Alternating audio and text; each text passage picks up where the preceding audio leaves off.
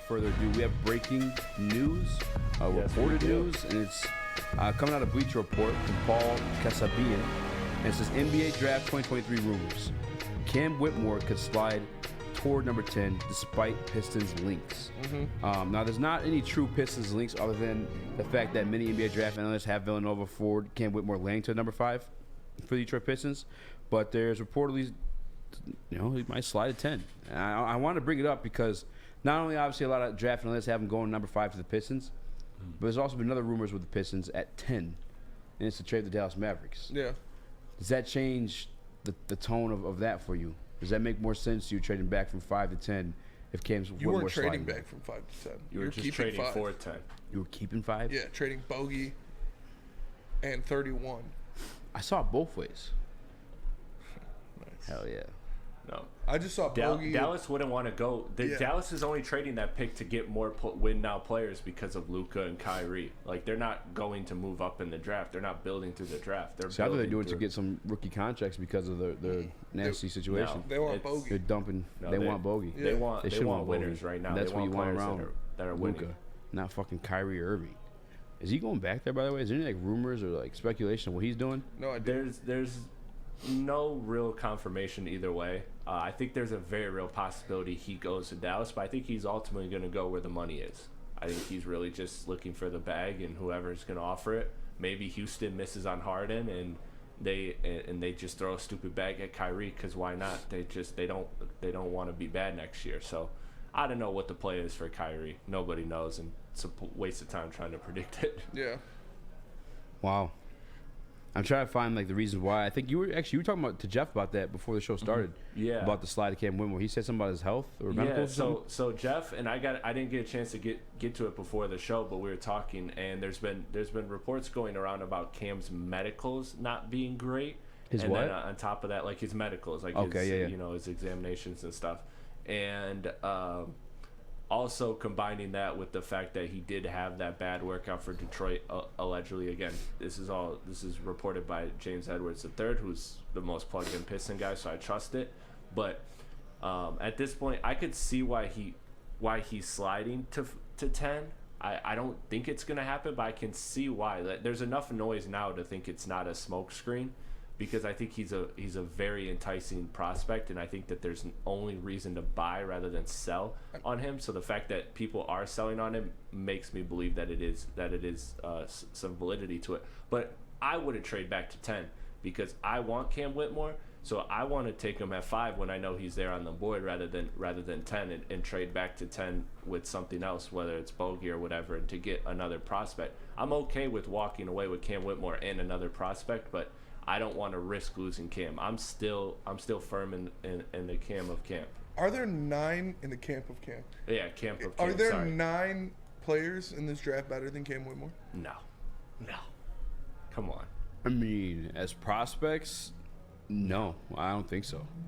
I really can't see a situation where he slides to 10. I think of any smokescreen talk, like this is it. Like Cam Whitmore sliding to 10 is kind of crazy to me. The kid's 18, shot phenomenally with the broken thumb. Obviously, can jump out of the gym. There's like concerns about his assist numbers. Now, I guess when it comes to Detroit Pistons, that's not a concern to me because I have guys to make assists for me. You know what I'm saying? Like, and I also think at 18 years old, you can truly develop him into like whatever you want him to be, unless he lands up in a spot that, like maybe Washington or something that doesn't have like any true like veteran leadership to like.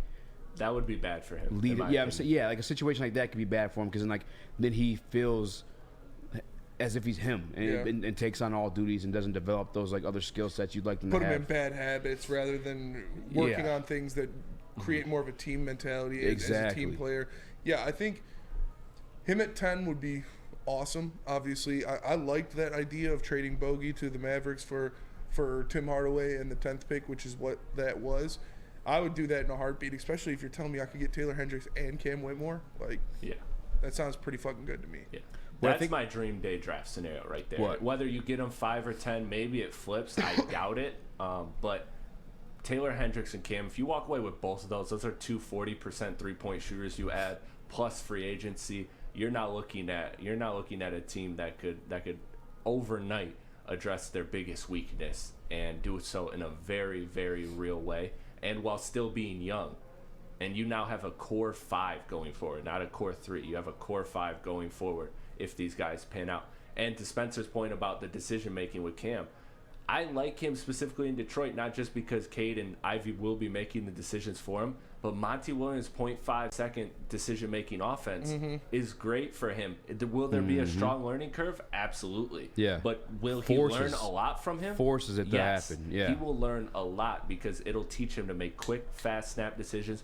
Like I said, the kid's 18 years old. He's 3 years away from having his first drink legally. Like, this guy has all the time in the world to change his habits, learn the game, grow. A player's prime is 27, 28. So, like, dude's 10 years away from his prime. He's got plenty of time. Yeah. I think he's the no-doubt pick, unless the medicals are real.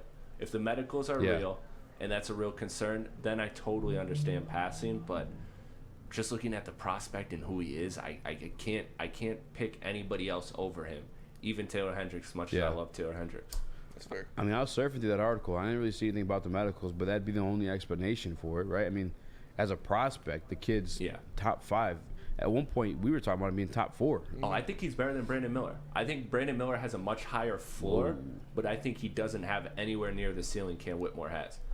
Like, Brandon Miller, his ceiling is not much better than what he is because he's not that explosive of an athlete. But Cam Whitmore, he just needs to develop the skills. Brandon Miller is really skilled, but if Cam Whitmore can develop the skills, you can't teach athleticism. So I think Cam's ceiling is much higher than Brandon Miller's personally.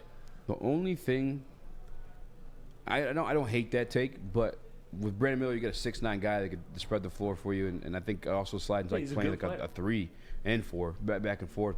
With Cam, the only thing there is that we've seen athletes in the league like doesn't always translate to like good. You know what I'm saying? Ben McLemore, like, you know what I mean, like great Justin athlete, Jackson, projected to all shoot. Due respect, and I love him on defense as a change of pace for this team when he gets in the game. But Hamidou Diallo, fucking extremely out. You know what I'm saying? I mean, he wasn't drafted high, so that's like kind of a different scenario. I was more so looking at players that were in the range of Cam Whitmore, like Ben McLemore, who was I think also 5 or 7, something like that. And the dude was, you know, a phenomenal athlete, and everybody believed in his shot. Yeah, and Justin Jackson was what, 4, I think. So, yeah, that's a possibility. I mean, it is, but at the end of the day, those ceilings are higher. Those ceilings are much higher than a guy like Brandon Miller, who I think has a great floor. There's no doubt Brandon Miller's going to be a good NBA player. What's his floor, like comp wise? Yeah. I was just thinking of that. I have to give me a second to go back in my notes to see what the comps I have written down for him. But off the top of my head,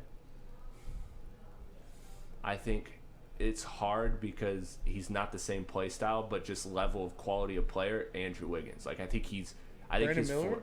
Yes.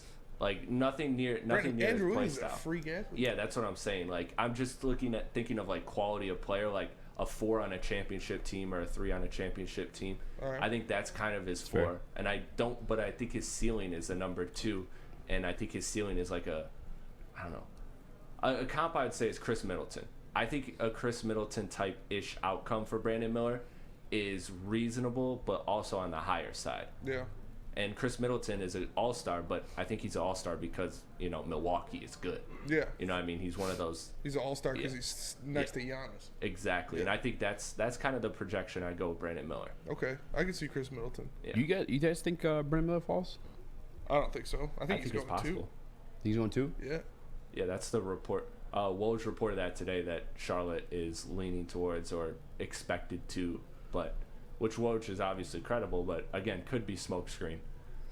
I think this is a smokescreen draft, like more than any other draft. James Edwards has said it. All the reporters I've listened to, all the people that do mock drafts have said this is a smokescreen draft because everybody has their guy. Because they're all in such a similar like field of talent. Yeah. That everybody kind of has their guy, and so everybody's focused on manipulating the others to get who they want. Yeah. Yeah, I think if this is true, the beauty in it is like if the Detroit Pistons pick 5, you can still select who you want at 5.